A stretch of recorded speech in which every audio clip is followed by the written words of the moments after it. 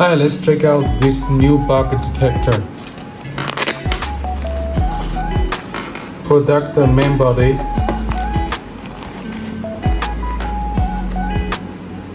User menu.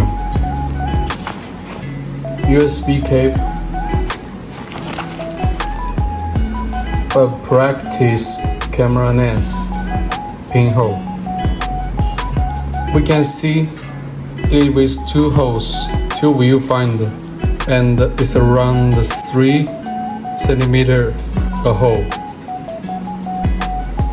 Looks like a bigger, and the total product length is around 13 centimeter. So very user-friendly for you to detect the hidden camera.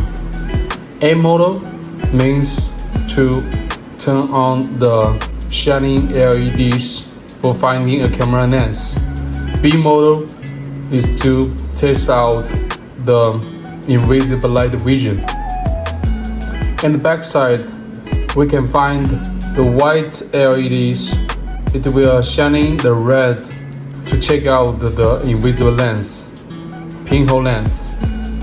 And these two black point, it is the sensor for detecting the invisible LED.